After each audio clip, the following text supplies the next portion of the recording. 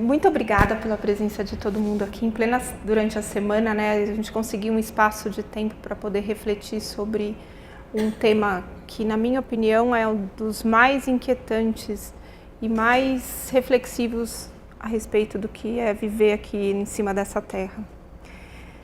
Quando a gente fala de cuidar de quem cuida, nós estamos falando de uma realidade que vai nos pertencer mais cedo ou mais tarde. Antes de morrer, ou antes da gente cuidar de uma pessoa, antes da gente ver uma pessoa que a gente ama morrer, nós vamos cuidar dela, ou nós seremos cuidados por ela. Então, falar de cuidando de quem cuida, nós vamos estar falando da nossa realidade. Mais cedo ou mais tarde a gente vai viver isso, ou até muita gente aqui nessa sala deve estar vivendo isso. E talvez por isso que decidiu vir aqui conversar sobre o que é cuidar e o que é ser cuidado enquanto você cuida. No Brasil morrem aproximadamente 1 milhão de pessoas por ano. Dessas, aproximadamente 800 mil vão morrer de morte anunciada. O que é morte anunciada? É um diagnóstico de uma doença grave, incurável, crônica ou câncer, e que esta doença vai levar a um comprometimento funcional da nossa existência.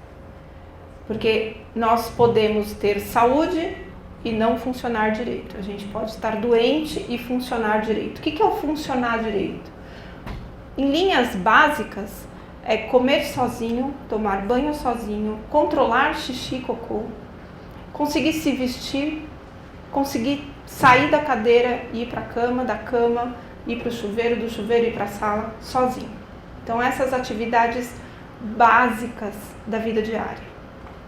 E depois a gente tem as atividades instrumentais da vida diária, que a gente toma conta do nosso dinheiro, toma conta das nossas amizades, das nossas relações, cozinhar, fazer compras, dirigir, ser independente, ter autonomia e independência, que é as duas coisas que a gente mais luta nesse mundo, nessa vida para manter, que é a nossa capacidade de tomar decisões e a nossa capacidade de pôr em prática aquilo que a gente decidiu fazer. Essas doenças, essas pessoas que vão ficar doentes, um dia a gente vai fazer parte dessa estatística, vão passar por um processo de adoecimento que pode proporcionar uma queda bem importante na funcionalidade, na sua capacidade de se cuidar e na sua capacidade de ser independente dentro da sua vida. Né? Porque você pode saber se cuidar dentro de casa, mas aí você não pode sair de casa, alguém tem que comprar comida para você, alguém tem que pagar suas contas. Então, em maior ou menor grau, todo mundo vai experimentar um processo de dependência. O ser cuidado é a realidade que a maior parte das pessoas não quer viver. Quando a gente fala de adoecer, tem a questão, não quero ser um fardo para a minha família. Quem acredita que isto é verdade para si mesmo? Quem não quer ser um fardo para a família?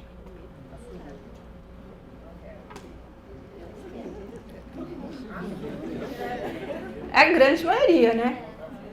Só que quando a gente fala, não quero ser um fardo para a minha família, a gente está colocando na legenda disso que eu sou responsável pela minha saúde.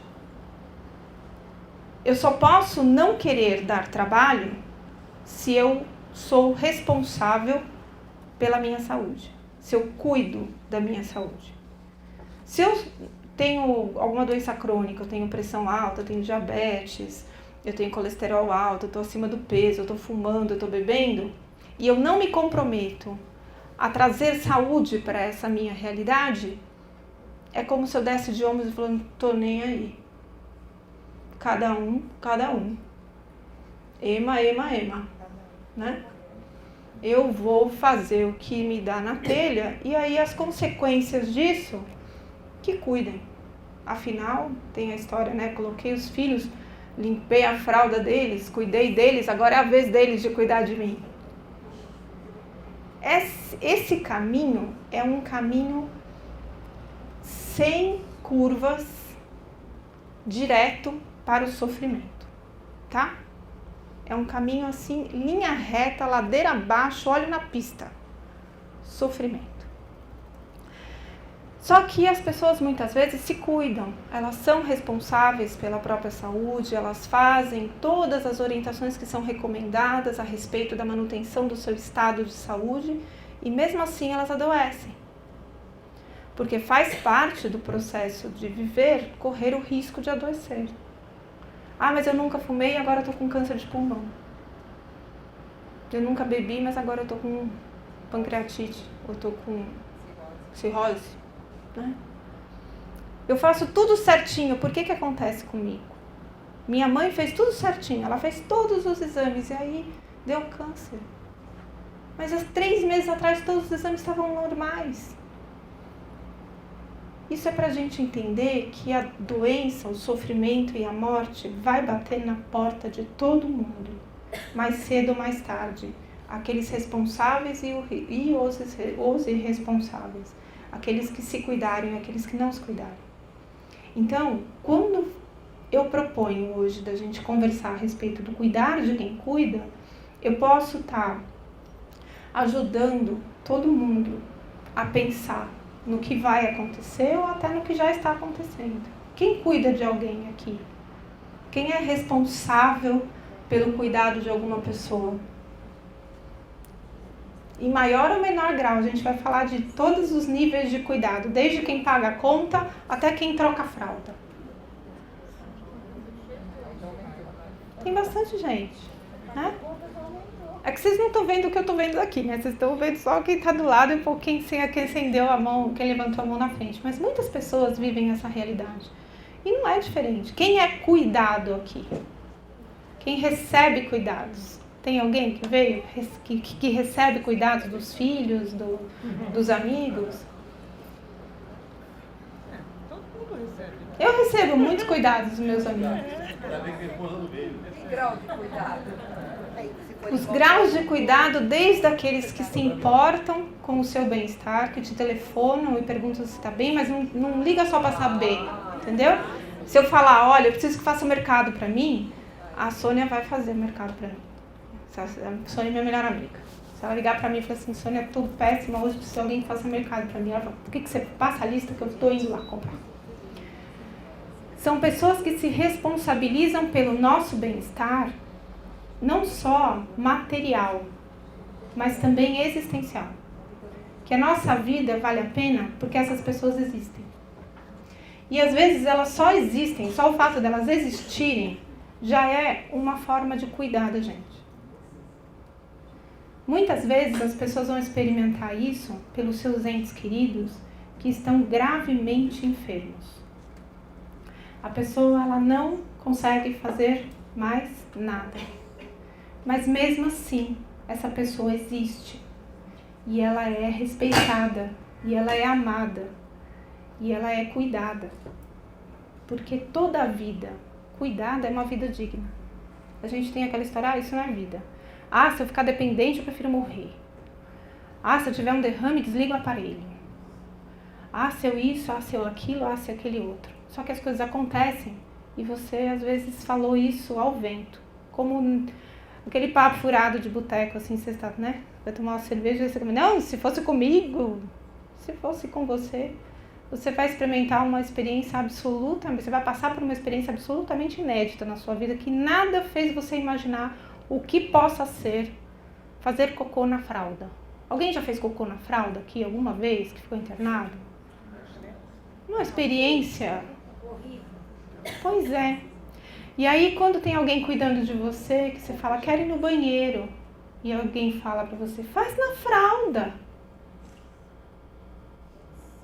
Este é um dos conselhos mais destruidores que pode acontecer na vida da gente. Alguém dizer, faz na fralda, depois a gente limpa. Convido vocês, é baratinho um pacote de fralda. Um só na vida é baratinho. É difícil quando você tem que usar 10, 12 na semana. Mas um pacote de fralda adulto é muito tranquilo eu sair daqui e comprar. Passa um dia de fralda sábado em casa sem ninguém saber. Faz cocô sentado. deita na sua cama e faz xixi na fralda. A experiência da dependência é uma das experiências mais transformadoras que existe. E às vezes transforma para pior, mas muitas vezes transforma para melhor. A primeira coisa que eu queria trazer de informação importante é que ser cuidado, aceitar o cuidado, é o maior ato de coragem que um ser humano pode expressar. Porque ele precisa ter coragem de oferecer o corpo dele ao cuidado, a vida dele ao cuidado. Ele tem que confiar em quem está fazendo isso. Então, quando eu falo isso da pessoa que está sendo cuidada, a gente pode pular imediatamente para a pessoa que está cuidando. E a gente vê que essa pessoa que está cuidando por escolha, ela é infinitamente mais leve do que aquela que está cuidando por obrigação. O trabalho é exatamente o mesmo. É o mesmo número de medicações, é o mesmo número de cuidados com o corpo, é o mesmo tempo disponível, é mesmo tudo. A diferença é o motivo que te faz ficar ali ao lado daquela pessoa que você cuida. Quando você escolhe isso, você está dizendo todos os dias: eu estou aqui com você porque eu quero estar com você. O quero estar, ele tem um poder muito maior de amor do que eu tenho que estar, ou eu devo estar, ou eu preciso estar. Qual é o verbo que te coloca ao lado da pessoa que você cuida? Esse verbo determina a sua saúde. Se eu preciso, eu devo, eu tenho que, vai ser mais difícil estar ali. Se aí eu quero, às vezes não é que é mais fácil, mas é mais amoroso. Você está ali porque você quer estar. O cuidador é uma pessoa que todos os dias tem a opção de ir embora. Tem a opção de ir embora, ele pode ir embora. Simples assim. Pode contratar outra pessoa, chamar o vizinho. A gente sempre tem alternativa. Quem não tem alternativa é quem está na cama. Esta pessoa não tem alternativa. Ela não pode chegar um dia e falar assim: hoje eu quero ficar de folga. Eu vou contratar alguém para fazer comida aqui. Alguém fica aqui no meu lugar para pôr minha fralda, para tomar meus remédios, eu vou dar uma volta. Eu me lembro quando meu pai adoeceu, que ele ficou na UTI, ele ficou meio fora da casinha, assim, meio confuso. Aí ele virava e falava assim: vou comprar um papagaio. Eu falei: sério, pai, por quê? Ele falou assim: vou comprar um papagaio e um macaco. Já decidi. Eu falei: por que você vai fazer isso? Ele falou assim: macaco eu vou dar pra você, porque você precisa se divertir um pouco. Eu vi um macaco que é uma graça, você vai ficar muito contente com ele. Você trabalha demais, você tem que se divertir um pouco. O macaco vai ser seu, mas eu vou ficar com o papagaio. Eu falei: o que você vai fazer com o papagaio? Vou colocar ele aqui nessa cama aqui, porque aí eu posso dar uma volta. Aí o papagaio vai dizer, quem chegar aqui, fala: ele já volta. Ele foi ali e já volta. E o papagaio vai dar o recado. A pessoa que está doente, ela não tem ninguém para dar o recado que ela vai ali e já volta. Ela tem que estar ali o tempo inteiro. E ela está ali disponível para satisfazer ou não as pessoas que cuidam dela.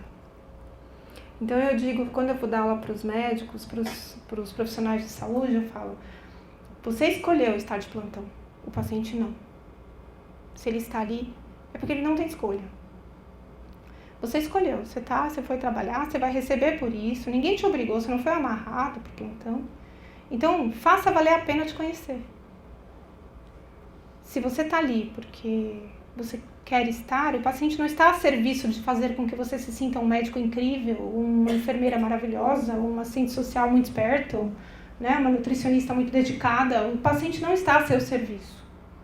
O seu familiar não está a serviço do assunto que você pode trocar entre os seus pares. O quanto você é uma filha dedicada, o quanto você abriu mão da sua vida para estar ali cuidando do seu pai ou do seu marido, o quanto você é uma pessoa infeliz porque a sua mãe está acamada há 25 anos e você tem que cuidar dela com Alzheimer. Esse é assunto, não é a sua vida. E essa pessoa que está ali deitada não está ali para servir a sua existência, né? Para você justificar o motivo pelo qual você se considera tão infeliz, tão difícil viver. Quando você identifica qual é o seu papel do lado daquela pessoa que está adoecida, você entende qual é o sofrimento dela e qual é o seu, fica muito mais fácil da gente cuidar. Quem cuida, cuida de quem hoje em dia? Nós somos filhos, a maior parte filhas, né? Nós estamos numa cultura, sim, que privilegia o dom do cuidado para as mulheres, porque assim fomos criados, assim são os nossos antepassados, assim é a realidade. As coisas nos últimos 15 anos têm mudado muito, porque os homens estão cedendo aos encantos do que é cuidar, porque é um encanto cuidar também. E algumas mulheres estão cedendo aos encantos de prover, o que também não é ruim. Então você vai ver personalidades mais femininas ou mais masculinas, mas em homens e mulheres. A maior parte ainda é composta por mulheres, as cuidadoras, tá? Ou cônjuge. Em geral, as esposas cuidam dos maridos. Nós cuidamos de pessoas com doenças neurológicas diversas, mas a maior parte tem doença de Alzheimer. E as coisas começam a complicar antes da pessoa se tornar totalmente dependente. É quando ela começa a ficar confusa, começa a ter problemas de memória, aí ela começa a esquecer onde pôs as coisas dentro de casa, esqueceu o que comeu, esqueceu o que tomou remédio. Se ela sai, ela se perde. Então aí alguém comentou antes da gente começar a conversar, falou assim, volta a ser criança. Eu falei, não, acho que fica um pouco pior do que criança. Porque a criança, você sabe que quando ela começa a andar, é quando muda a decoração da casa, né? Que você fica tudo acima de 1 metro de altura, né? Você põe tudo pra cima pra ela não alcançar. Aí depois ela alcança, ela cresce, ela bagunça, depois ela entende que ela não vai fazer mais aquilo, ela cresce e tal, e vai embora de casa. Vai seguir a vida dela. Quando você tem uma pessoa mais velha que começa a ficar dependente, você sabe que ela só vai piorar. E a vida talvez fique muito mais fácil quando ela estiver restrita ao leito. Porque no tempo do Alzheimer, onde a pessoa começa a ter alteração de memória, até ela ficar totalmente de cama ou dependente, passam-se muitos anos. E são anos muito difíceis para quem cuida. A outra situação que a gente vai vivenciar é cuidar de alguém com câncer. Então as pessoas têm o diagnóstico do câncer, elas passam pelo tratamento do câncer, que vai variar de cirurgia, quimioterapia, radioterapia. Esse processo de tratamento pode ser mais ou menos longo, mas a brincadeira começa quando o médico diz que está curado.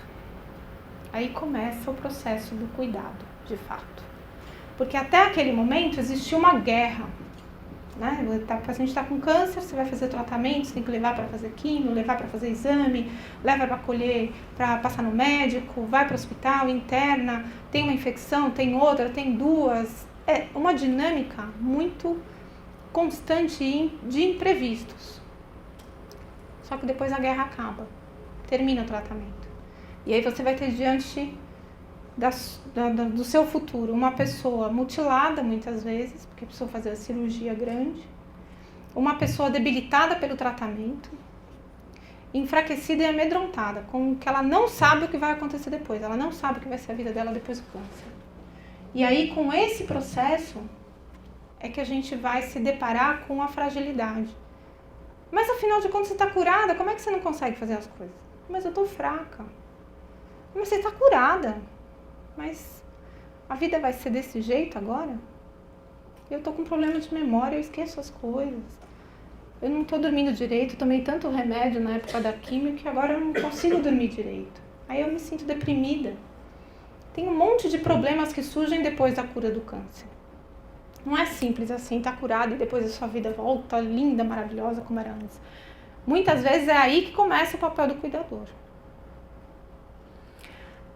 Sequelas e convalescência de hospitalizações prolongadas, por derrame principalmente, né, AVC, pacientes que sofreram cirurgias grandes, que tiveram complicações da cirurgia, muitas vezes vai para fazer uma cirurgia simples, vai tirar a vesícula, aí dá uma zika danada que infecta, dá insuficiência renal, dá insuficiência respiratória, faz pneumonia, e vai para UTI, volta para UTI, aí 4 meses depois te devolvem um trapinho assim, que mal levanta a mão, mas era só uma pedra na vesícula.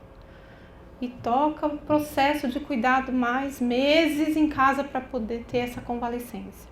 E a depender da idade dessa pessoa, muitas vezes a recuperação não é completa. A gente vai lidar com algum grau de dependência e dificuldade depois de tudo resolvido.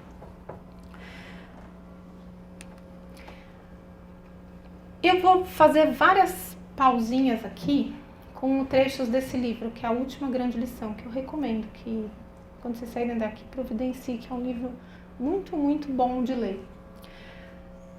É a história de um professor do Mitch Albom que tem uma doença chamada esclerose lateral amiotrófica, que é uma doença neurológica muito grave e que é progressiva e que a pessoa vai morrer disso e vai morrer numa condição de muita dependência.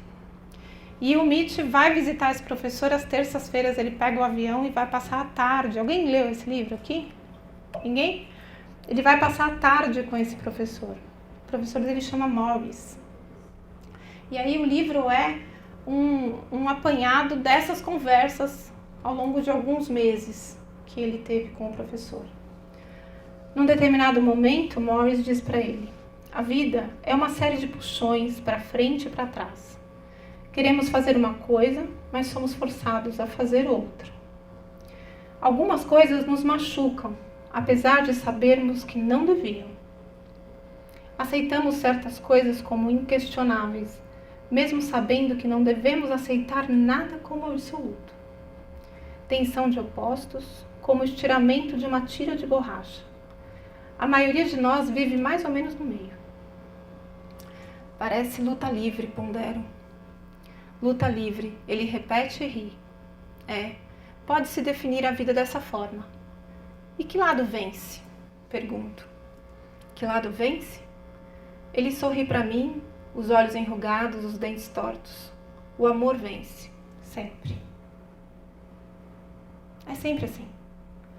Todo o processo de adoecimento e todo o processo de cuidar e receber cuidado é um exercício constante de dar e receber amor.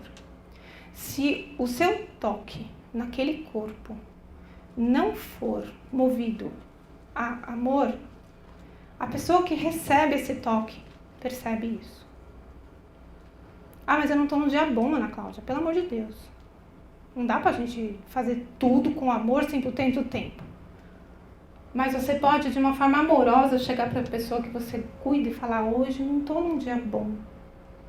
Eu vou fazer o melhor que eu posso, mas hoje está difícil. Quando você fala isso para a pessoa que você está cuidando, você dá a chance para ela cuidar de você. Muitas vezes, quem cuida de nós é a pessoa que está ali de fralda deitada. Eu sou médica e inúmeras vezes, talvez eu passasse aqui o dia inteiro lembrando, contando de casos de pacientes que se importaram comigo, que perceberam que eu estava cansada, que perceberam que eu estava triste e preocupada com o que estava acontecendo e me consolaram e falaram: não, olha, você vai dar conta, eu confio em você. E eu tô indo bem, olha, tô respondendo. Isso não foi um ato de fraqueza minha, foi um ato de humanidade. E quando você se torna humano perante a pessoa que você cuida, você permite que ela também seja humana e cuide de você. Quando a gente fala de oncologia, é o tema que mais faz a gente sofrer quando tem que cuidar de alguém que a gente ama. Porque até na nossa cultura a gente pensa que as pessoas só morrem de câncer, né? Ah, mas ela só tem um probleminha no coração. Aí de problema de coração ninguém morre, mas de câncer morre. Só que tem muito problema de coração que mata mais do que câncer. Mas na nossa cultura a gente não pensa assim. De modo que cuidar de uma pessoa com câncer, para nós, é um grande desafio humano, porque é aquela doença que muitas vezes ninguém nem quer falar, né, o nome daquela doença. Como se falar aquilo fosse um mau agouro, né, uma coisa que fizesse mal. Os sintomas mais prevalentes no mundo da oncologia, o mais prevalente, sem dúvida, é a dor. E entre o mundo com dor e sem dor, eu digo para vocês que no Brasil, os médicos são, a maioria, incapaz de tratar de uma forma adequada a dor de seus pacientes. Eu fiz Universidade de São Paulo, não fiz uma faculdade de mequetrefe. Talvez eu não tenha tido nem meia hora de aula a respeito de como tratar a dor. Eu tive que ir atrás desse conhecimento, porque todo o tempo os médicos diziam, é normal ter dor. Tem artrose, é normal ter dor. Tem câncer, metástase no osso, é normal ter dor. E isso nunca desceu, porque eu achava que a dor era esperada, mas não era normal. Só que os meus professores fazem parte da mesma sociedade que fazemos nós. Aí quando fala, vou dar morfina, você quer tomar morfina? Não, né? Porque parece que vai dar morfina porque não tem mais jeito, né? Morfina é para quem tá morrendo. Não, morfina é para quem tem dor forte. Quando eu prescrevo morfina para uma senhora de 90 anos, o meu trabalho maior não é conseguir a receita controlada nem descobrir que farmácia vende. Muito menos arrumar dinheiro para comprar, porque é bem barato. O meu maior trabalho é convencer os filhos dessa senhora de que o melhor para ela é não ter dor. Ah, mas ela vai tomar morfina? Vai, porque se ela tomar morfina, ela não vai ter dor. Vai ficar muito mais fácil para você dar banho nela, ela vai se divertir mais, ela vai rir mais, ela vai comer mais, porque ela está sem dor. Ah, não, mas doutora Ana, faça tudo, mas não dê morfina para o meu pai. Aí é quando você descobre algumas nuances do cuidado que permeiam as relações familiares. Porque é fácil você cuidar de alguém que você não conhece. Mas cuidar de alguém que viveu com você e não foi uma pessoa assim tão legal, é difícil. Quando você tem que cuidar da sua mãe, com a qual você não tem lá muito boa relação, ou quando é a sua filha que tem que cuidar de você e você não tem uma boa relação com ela, é aí que o bicho pega. É aí que temos os entraves do cuidado, as dificuldades de entrosamento desse processo do cuidado. Porque entre os cuidadores formais, aqueles que são pagos para cuidar, dificilmente você vai vivenciar essas crises de relação. A pessoa está ali para dar banho, ela dá banho. Se ela tem talento e vocação para isso, é outra coisa, porque tem muita gente que dá banho igual lava roupa no tanque. Né? Um pano de chão no tanque é mais bem cuidado do que a pessoa dentro do chuveiro ou em cima da cama recebendo um banho. Então tem que ter talento e vocação para fazer isso. Mas quando você está cuidando de uma pessoa que tem para você um significado difícil na sua vida, aí é que entra aquele processo, eu preciso cuidar, eu tenho que cuidar, eu devo cuidar. Esse é um desafio para esse cuidador. De olhar através desta relação e encontrar naquela pessoa que ela está cuidando uma pessoa que tem seus defeitos e tem suas qualidades. E entender que as pessoas que machucam a gente, elas não são bem pagas para fazer a nossa vida um inferno. Elas não foram contratadas, né? Eu vou contratar você para fazer a sua vida um inferno. Não, ela não foi contratada. Ela está na sua vida como como uma pessoa que vai te proporcionar transformação. É para isso que serve a nossa família. Para transformar a gente. Os amigos, eles passam a mão na cabeça, eles acolhem, né? Você pode ser um estrago de pessoa, mas você sempre vai ter um amigo. A pior criatura da face da terra sempre tem um amigo. Agora, na família nem sempre é assim. A gente tem que ser algo a mais para provar o quanto a gente tem valor, muitas vezes. No trabalho que eu vou desenvolver, que é o cuidado paliativo na geriatria, o profissional de saúde que vai fazer esse trabalho tem que ter essa visão aqui. Garantir alívio adequado dos sintomas físicos, garantir alívio adequado dos sintomas emocionais, avaliar a família quanto às suas necessidades e também às suas expectativas. Avaliação realista da necessidade dos cuidados, e a gente precisa se antecipar a essas necessidades. Então, quando tem um paciente que está em casa e eu tenho a filha que cuida dessa senhora, eu tenho que orientá-la a respeito do que vai acontecer ainda, do que pode acontecer, para que ela saiba o que fazer. Ela não se sinta perdida nesse processo do cuidado. especialmente se houver vínculo afetivo entre esses dois seres, o cuidado e o cuidador. Porque quando tem o vínculo afetivo, muitas vezes a gente fica um pouco confuso em relação ao que deve ser feito. Então, é importante que quem tem alguém nessa condição tenha uma conversa bastante honesta com o médico que está cuidando, a respeito do que te espera, né? O que está acontecendo, o que te espera. E ter essa conversa com o médico também é um ato de coragem, porque às vezes a gente não quer saber. Só que não querer saber não tira a realidade debaixo dos seus olhos. Essa é a coisa mais importante que eu tenho para dizer para vocês. Se vocês querem ou não saber, não importa. Vai acontecer. E aí a hora que acontecer, se você souber, você sabe o que fazer. Se você não souber, você só sofre, né? A doença é diferente do sofrimento. Eu sempre digo isso. A doença se repete nas pessoas. O sofrimento é o único. Então, a minha mãe com Alzheimer é totalmente diferente da sua mãe com Alzheimer. Elas têm a mesma doença, pode ser a mesma tomografia, a gente olha e nem sabe nem quem que é uma, quem é outra. Mas a realidade do sofrimento da minha mãe é completamente diferente da realidade da sua mãe. É completamente diferente da realidade de qualquer sofrimento de qualquer mãe. Porque o sofrimento é uma música única, que sai, que começa a tocar quando você adoece. Aí você vai dar uma versão nova do que é Alzheimer. Você vai dar uma versão nova do que é câncer. É o seu jeito de ter câncer, que é uma versão diferente do que está no livro, do que está na revista, do que saiu na Cláudia, do que apareceu na Ana Maria Braga, entendeu? Às vezes a gente quer assistir porque a gente pensa que vão contar a nossa história lá, mas não vão contar a nossa história. Contam para histórias parecidas, mas a nossa história é só nossa. E aí a gente fica estressado. Às vezes não está acontecendo nada, mas a gente está estressado. Eu falei, é que nem essa fotinho aqui. Tem um imenso traseiro em cima da sua cabeça. Mas parece que não está acontecendo nada, né? Porque está soltinho ali embaixo do banquinho e tal. Mas tem alguma coisa que está para acontecer. Quando a gente cuida de alguém doente, nós temos essa sensação de que vai acontecer alguma coisa catastrófica a qualquer momento. À noite. Não, a doutora Ana vai viajar. Ela deixou o telefone? Tem alguém que vai ficar no lugar dela? Ela deixou as receitas todas que precisa? Não, mas quem vai atender? Se eu precisar dela às 3 horas da manhã, quem que vai atender? E se eu não tiver? E aquela pessoa que tem o carro que vai emprestar está viajando? Como é que a gente vai fazer para transferir pro hospital? Era aquele desespero. Vai acontecer alguma coisa e eu não vou dar conta de resolver. Esse é o estresse que o cuidador vive. Aí eu vou explicar um pouquinho o que é o estresse. O estresse é uma reação de preservação da vida, que é desencadeada por um estímulo de ameaça.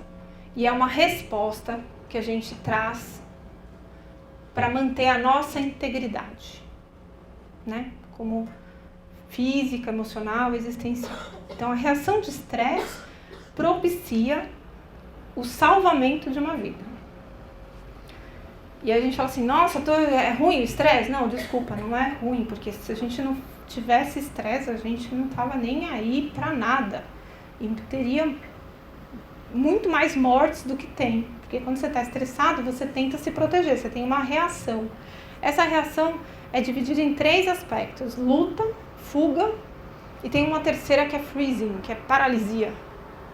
A pessoa diante do estresse, ela dá no pé, corre, ou ela parte para a briga, para ganhar, para lutar, ou ela fica paralisada. Cada um tem seu estilo. Esse estilo vai se preservar no final da sua vida. O seu jeito de lidar com os problemas no dia a dia vai ser o seu jeito de lidar com a sua morte. Então, se você é uma pessoa que quer se inteirar do assunto, tem um problema na família, você assume tudo, fala, não, deixa eu resolver, faz as reuniões, convoca, conversa, vai ver o que tem para resolver, faz o mercado para sua melhor amiga. Se você tem esse perfil, quando chegar no final da sua vida, você vai querer participar desse controle.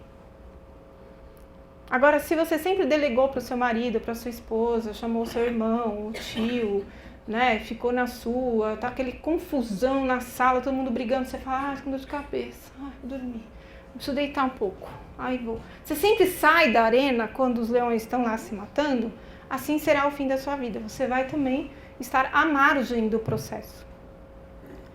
E isso vale para as pessoas que a gente cuida.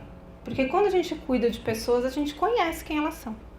Então, se as pessoas que vocês estão cuidando, as pessoas que eu cuido, se elas têm essa personalidade desafiadora, ela precisa participar desse processo do cuidado.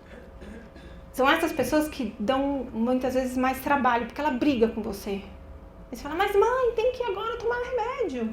Não vou tomar esse monte de remédio, essa médica louca que me enche de remédio. Eu não vou tomar mais, o que adianta?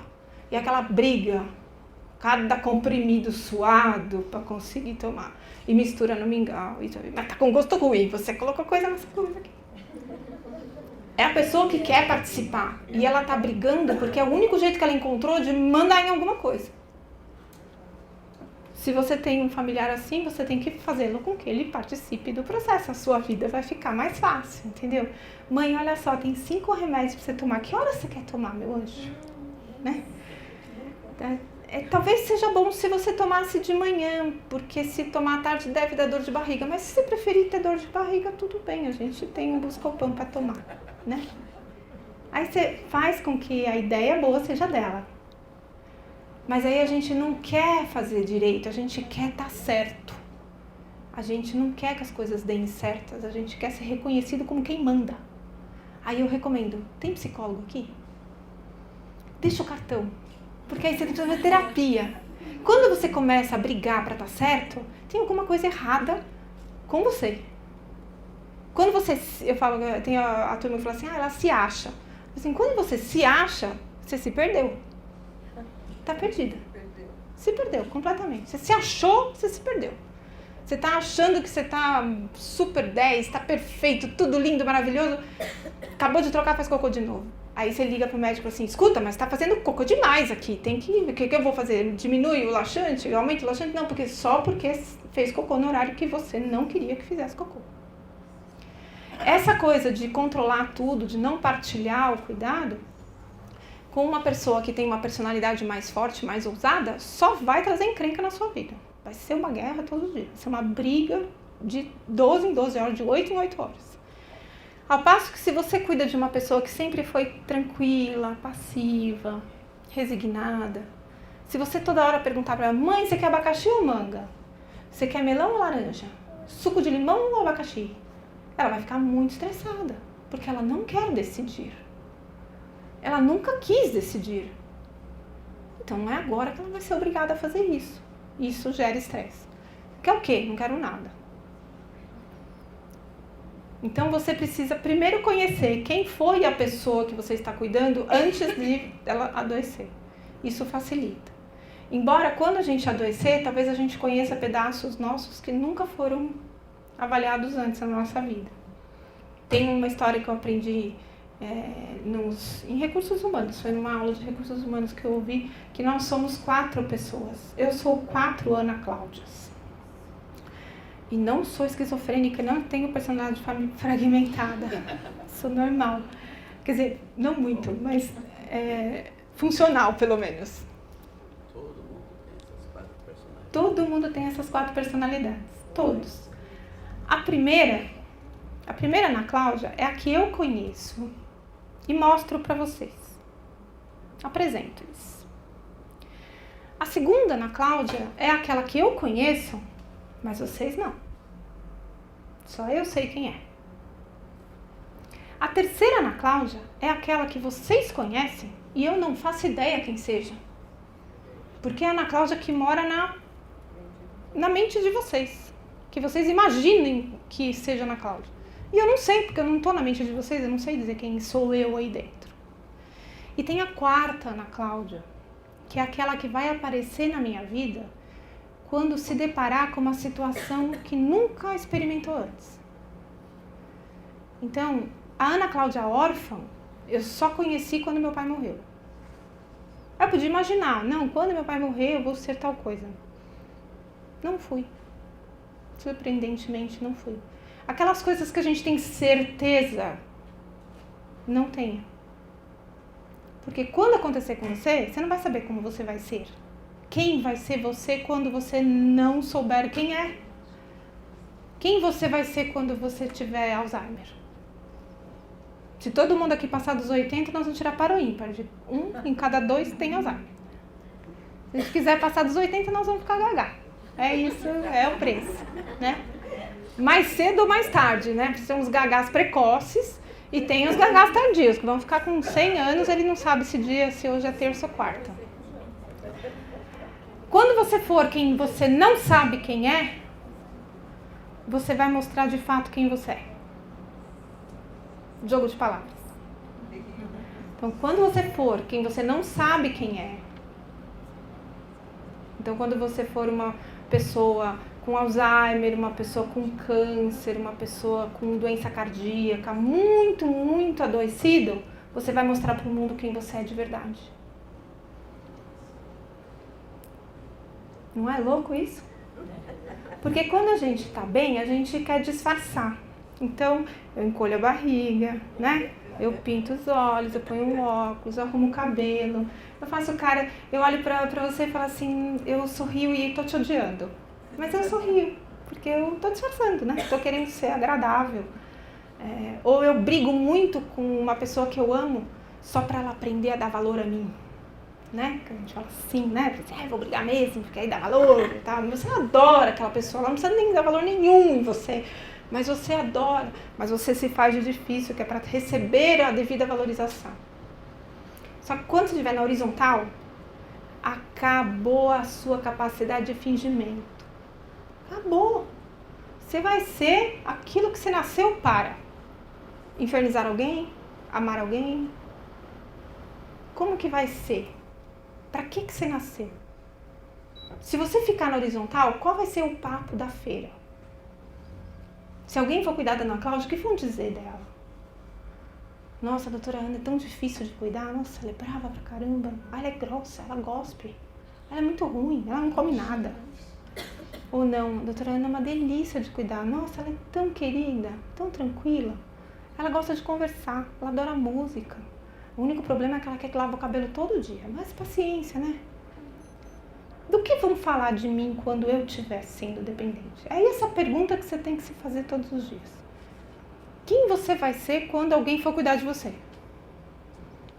Porque a pessoa que você cuida, você já sabe quem é. Né? Ela já está vivendo aquilo, mas você ainda não. O de Alzheimer, ele lembra da sua infância. Então, você não seria reação da sua infância quando ele era assim? Não necessariamente. Eu tenho uma paciente que eu cuido que tem doença de Alzheimer e é uma história tão bonita, porque era uma mãe muito difícil, que educou os filhos com muita dificuldade e ela acreditava que o melhor jeito era ser muito dura, porque a infância dela foi muito dura. E ela estava vendo que os filhos estavam passando por quase a mesma coisa que ela passou. Então ela era uma mãe nada amorosa.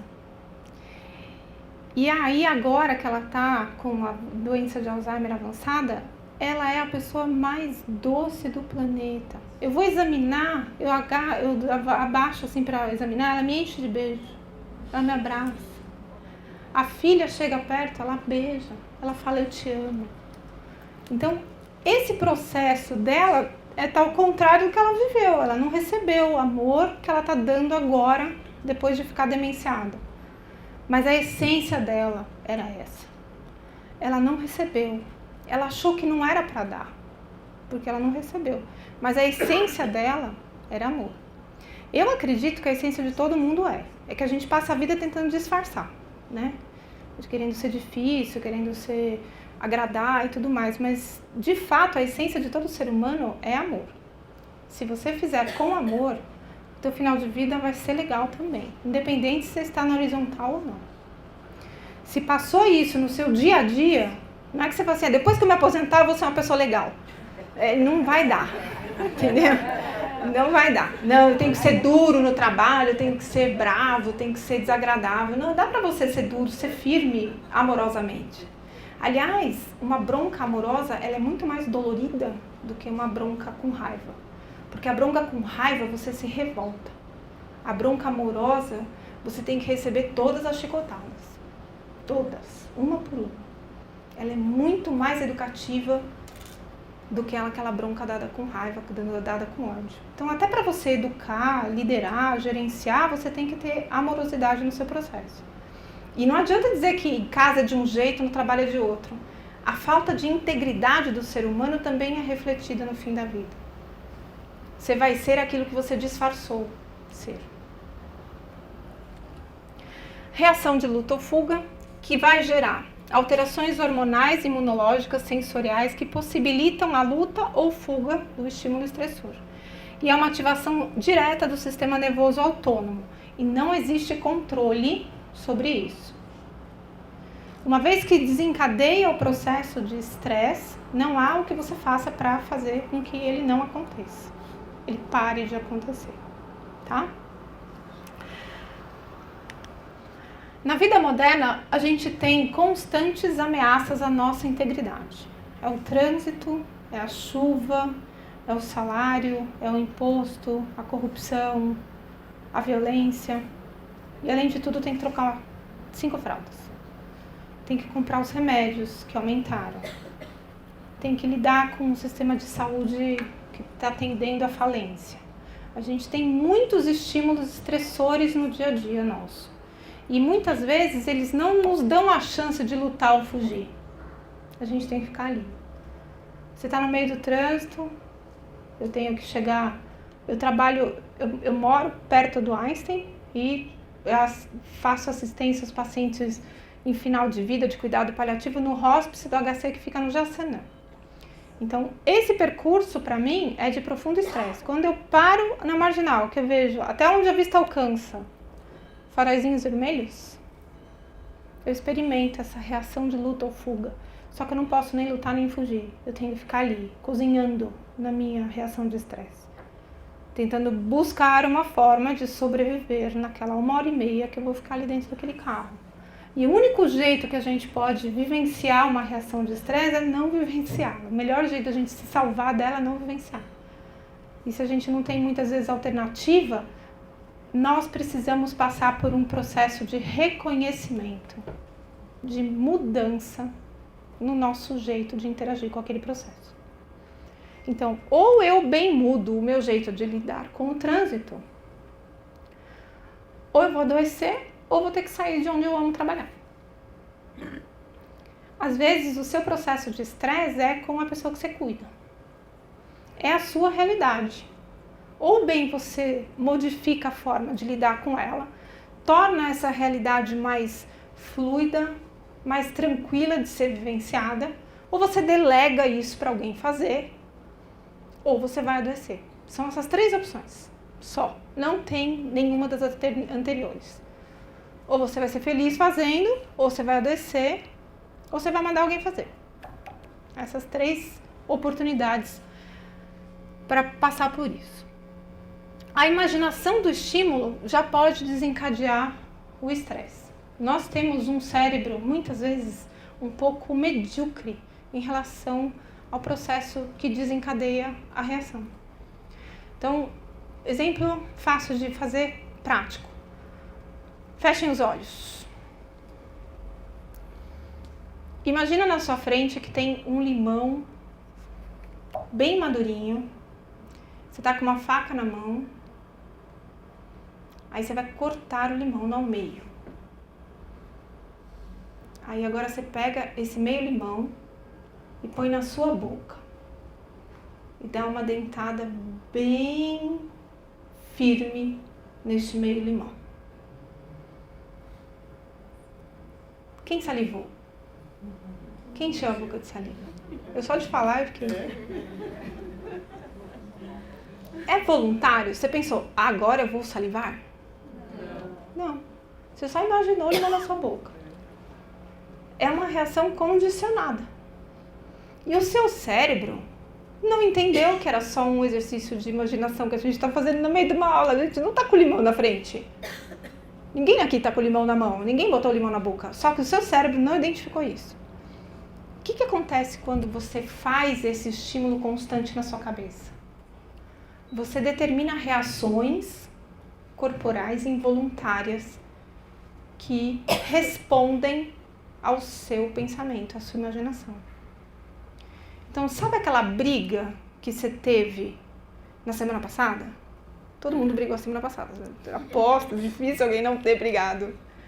Pelo menos uma vez por semana. Sabe aquela briga que deixou você muito estressada na sua vida? Não foi nem a semana passada, foi há 50 anos atrás.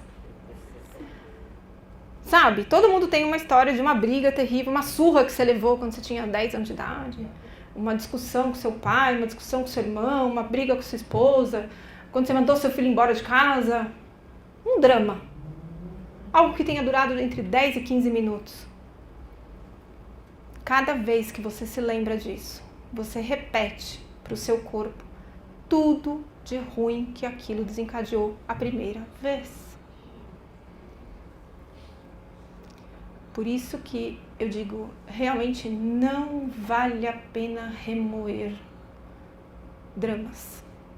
Porque fisicamente, esse processo que o cérebro não consegue discernir do que é real, do que não é real, vai desencadear liberação de mediadores imunológicos inflamatórios, cortisol, mutação genética, tudo. Ah, eu tenho câncer por sua causa. Você se cura do câncer quando você descobre a causa dele? Não. A intensidade do seu sofrimento físico que você culpa o outro por você ter, na verdade faz parte do seu envolvimento com esse processo.